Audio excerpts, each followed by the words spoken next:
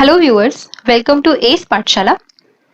I hope अभी तक आपको सारे लेक्चर्स समझ आ रहे होंगे, बट स्टिल अगर आपकी कोई क्वेरी है तो प्लीज उसको कमेंट बॉक्स में जरूर ड्रॉप करें। आज हम लोग पढ़ेंगे solved questions on monohybrid cross, क्योंकि हम लोगों ने लेक्चर्स हर एक लेक्चर को टॉपिक वाइज बनाया है, तो हम क्वेश्चंस भी टॉपिक वाइज करेंगे। तो आज हम सॉल्व करेंगे ये सारे मोनोहाइब्रिड से related questions from the NEET exams. So let's begin. तो बच्चों, सबसे पहला आपका क्वेश्चन जो है वो है which one from those given below is the period for Mendel's hybridization experiments. अगर आप लोगों ने मेरा मोनोहाइब्रिड वाला यानी कि जो मेरा जेनेटिक्स का फर्स्ट लेक्चर है, अगर उसको आपने ठीक से देखा हो तो आपने नोटिस किया होगा कि हमने उसमें डिस्कस किया है कि मेंडल ने अपने हाइब्रिडाइजेशन एक्सपेरिमेंट्स को कब परफॉर्म किया था। तो इसका बहुत ही सुपर इजी आंसर है 1856 to 1863। That was about 7 years जब मेंडल ने अपने एक्सपेरिमेंट्स परफॉर्म किए थे। ओके, क्योंकि ये एक मेमोरी बेस्ड क्वेश्चन है इसलिए बहुत आसान है, बहुत ही सिंपल क्वेश्चन है ये। Let's go to the next one. In his classic experiments Mendel did not use. Mendel ने क्या यूज नहीं किया था? मेंडल डिड नॉट यूज, यहाँ पे हम कैरेक्टर्स की बात कर रहे हैं। जो भी 7 पेयर ऑफ कैरेक्टर्स मेंडल ने यूज किए थे उसमें से ये जो 4 ऑप्शंस हैं इनमें से कौन सा ऑप्शन उन्होंने नहीं यूज किया था, हम उसकी बात कर रहे हैं। Seed shape, flower position, seed colour and pod length. तो इसका सही आंसर है पॉड लेंथ, क्योंकि मेंडल ने बाकी के तीनों कैरेक्टर्स उसमें यूज किए थे। चलते हैं हमारे नेक्स्ट क्वेश्चन की ओर। ये क्वेश्चन है एलील्स आर। क्या होते हैं एलील्स? ये बहुत ही सुपर इजी क्वेश्चन है। It's very very easy. हम लोगों ने बहुत बार डिस्कस किया है इसको अपने उस लेक्चर में जो हम लोगों ने मोनोहाइब्रिड क्रॉस के ऊपर बनाया है। Alleles are different molecular forms of gene.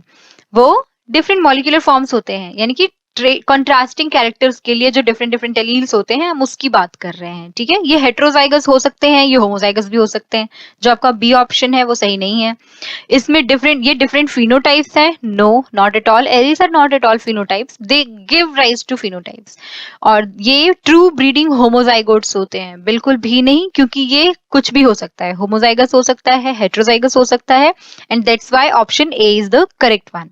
Okay, so now let's go to the next question. How many contrasting characters in pea plants were studied by Mendel in his experiments?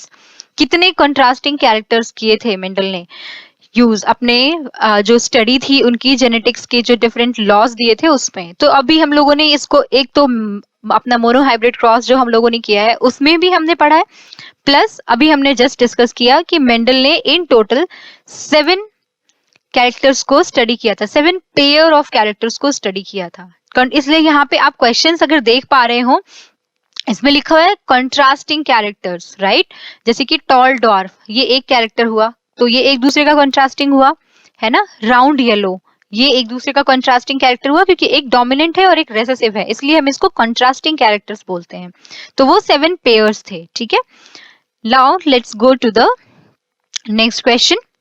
phenotype of an organism is the result of। ये क्वेश्चन आपके NEET exam में 2013 में पूछा गया था। किसी भी ऑर्गेनिज्म का फिनोटाइप किसकी वजह से होता है? म्यूटेशंस एंड लिंकेज, उसकी वजह से क्या होता है? अगर आपने सारे लेक्चर्स पढ़े हैं तो आपके लिए बहुत ही आसान होगा इस क्वेश्चन को आंसर करना। म्यूटेशंस एंड लिंकेज रिकॉम्बिनेशन देते हैं, नया जो कॉम्बिनेशन ऑफ जीन्स होता है या जो भी नई चीजें आती हैं उसके लिए रिस्पॉन्सिबल होते हैं।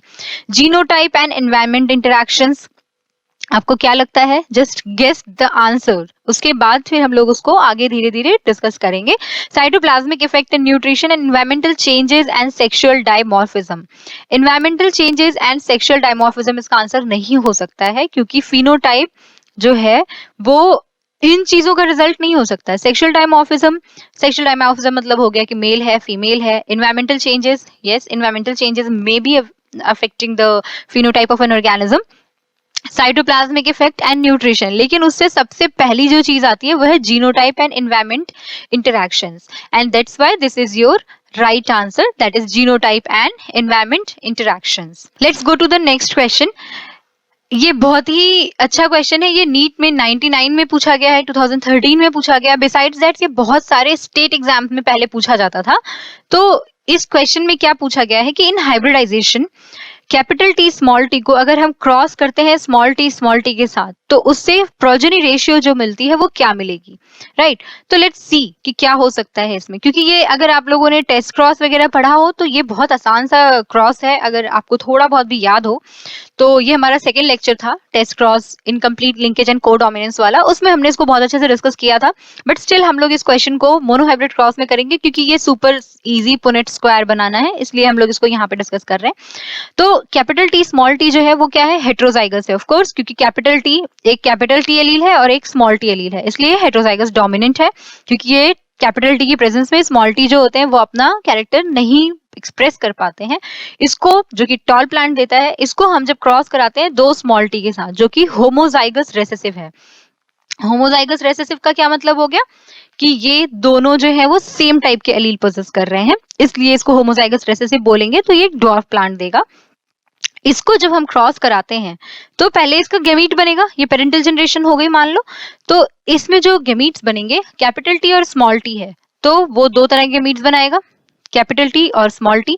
और ये सिर्फ स्मॉल टी है, इसलिए ये भी दो तरह के गेमीट्स बनाएगा, small T and small T. अब इसको क्रॉस कर लेते हैं, capital T small T tall plant हो गया, स्मॉल टी ड्वार्फ प्लांट हो गया, कैपिटल टी स्मॉल टी ये भी टॉल हो जाएगा, क्योंकि कैपिटल की प्रेजेंस में स्मॉल अपना कैरेक्टर जो है वो नहीं एक्सप्रेस कर पाता है।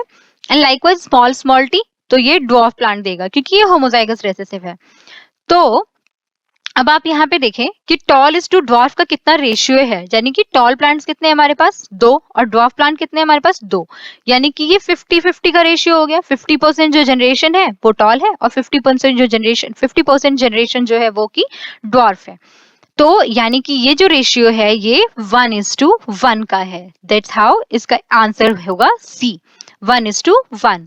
और ये एग्जाम्पल अगर आपको जरा सा भी याद हो तो ये हमने टेस्ट क्रॉस में ऐसा ही एक एग्जाम्पल डिस्कस किया है। तो इसलिए आपको हमेशा याद रखना है कि जब भी कभी हम किसी भी हेट्रोजाइगस डोमिनेंट को अगर हम होमोजाइगस रेसेसिव के साथ करते हैं क्रॉस, उसको हम टेस्ट क्रॉस का नाम देते हैं, और उसके रिजल्ट्स में अगर 1:1 मिलता है तो इट मीन्स कि हमारा जो पेरेंटल जनरेशन था वो हेट्रोजाइगस डोमिनेंट था।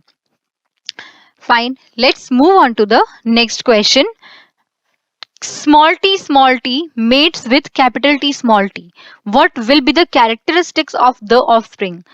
कितना सिंपल क्वेश्चन है ये। क्वेश्चन जस्ट हमने भी पिछली स्लाइड में डिस्कस किया है, अपना जो पिछला क्वेश्चन था वो सेम ही था कि अगर हम कैपिटल टी कि अगर हम कैपिटल टी स्मॉल टी को, यानी कि हेट्रोजाइगस डोमिनेंट को जो कि टॉल प्लांट प्रोड्यूस करता है, उसको अगर हम क्रॉस कर दें होमोजाइगस रेसेसिव यानी कि डॉफ प्लांट के साथ, तो हमें क्या ट्रेट्स मिलेंगे। पिछला जो क्वेश्चन है उसके जैसा ही है क्वेश्चन कि आपके पास दो टाइप के गेमीट्स हो जाएंगे फ्रॉम दिस, एंड दो टाइप के गेमीट्स हो जाएंगे फ्रॉम होमोजाइगस रेसेसिव से।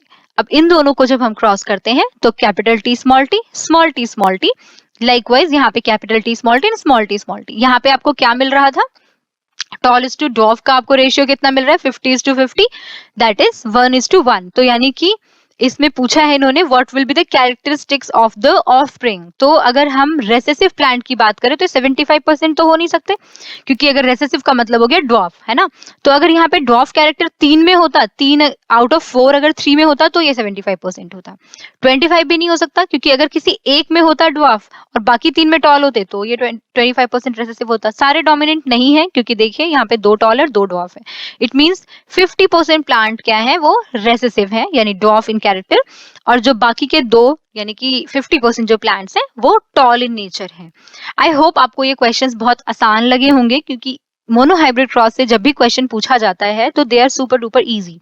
तो मुझे जहां तक लगता है आपको पहले अपने इजियर पार्ट्स के लिए रेडी होना चाहिए, उसके बाद आप अपने नेक्स्ट जो डिफिकल्ट पार्ट्स है ना उसको आप कमांड कर सकते हो, क्योंकि जब आप इजी क्वेश्चंस को टैकल कर पाते हो तो आपको लगता है कि आपने एक परसेंटेज ऑफ क्वेश्चंस जो है वो सॉल्व कर लिया है, तो आपके लिए बहुत आसान हो जाता है आगे के क्वेश्चंस को टैकल करना, क्योंकि आप उसी के हिसाब से अपने कॉन्सेप्ट्स बिल्ड करते हो प्लस कॉन्फिडेंस भी बिल्ड करते हो। तो बच्चों आई होप कि आपको ये वीडियो अच्छे से समझ आया होगा, क्योंकि इसमें क्वेश्चंस थे, मुझे लगता है कि आपको ये बहुत आसान लगे होंगे। लेकिन हम लोग जब नेक्स्ट क्वेश्चंस करेंगे नेक्स्ट वीडियोस में और आगे जब क्वेश्चंस करेंगे तो वो थोड़े से डिफिकल्ट भी हो सकते हैं, थोड़े ट्रिकी हो सकते हैं, बट यस आपको अगर देख के समझ आया होगा तो ये यही है कि आपको सिर्फ चैप्टर्स पढ़ने नहीं है, उसके क्वेश्चंस भी अटेम्प्ट करने हैं। So till then all the best, bye bye. Please drop your questions in the comment box. All the best बच्चों, थैंक यू।